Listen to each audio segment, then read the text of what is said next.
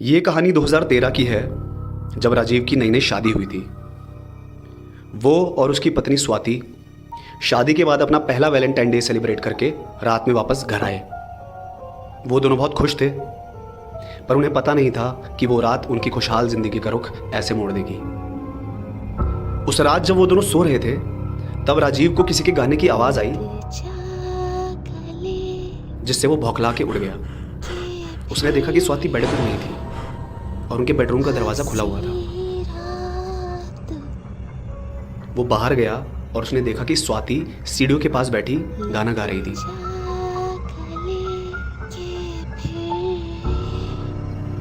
राजीव जैसे अपनी ही जगह पर जम सा गया था। उसने स्वाति के मुंह पर पानी की छींटें डाली और स्वाति ऐसे हैरान हो गई जैसे कि वो सो रही हो और किसी ने उसे नींद से जगा दिया हो। राजीव ने उस वक्त तो कुछ नहीं कहा, पर वो उस रात के बाद से बहुत परेशान रहने लगा। उधर स्वाति की तबीयत भी दिन ब दिन बिगड़ रही थी। वो रात में कभी भी उड़ जाती और पूरे घर में वही गाना गाती हुई घूमती रहती। जैसे जैसे दिन बीतते गए, स्वाति बहुत कमज़ोर होने लगी और थोड़ा अजीब भी दिखने लगी। एक रात जब राजीव सो रहा था, तब उसे ऐसा लगा कि जैसे कोई उसका गला दबा रहा हो।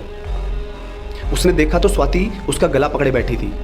उसका चेहरा नीला हो चुका था और आंखें पूरी तरह काली पड़ गई थी। जैसे ही राजीव ने स्वाति को पुकारा, वो गुस्से में चिल्लाने लगी। राजीव ने स्वाति को अपने ऊपर से हटाने के लिए धक्का दिया तो वो बेड से नीचे गिर गई।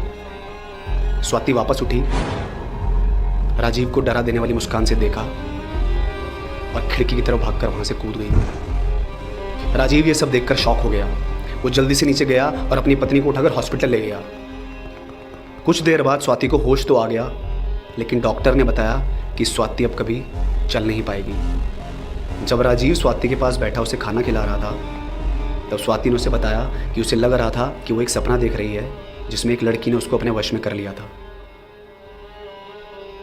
राजीव ने सुनते ही अपना फ़ोन खोला और स्वाति को एक फ़ोटो दिखाई।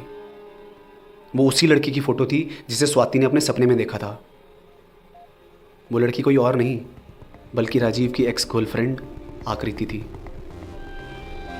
राजीव ने उससे शादी करने का वादा किया था, मगर फिर उसे स्वाति मिली, जिसकी वजह से उसने आकृति को दिया हुआ अपना वादा तोड़ दिया।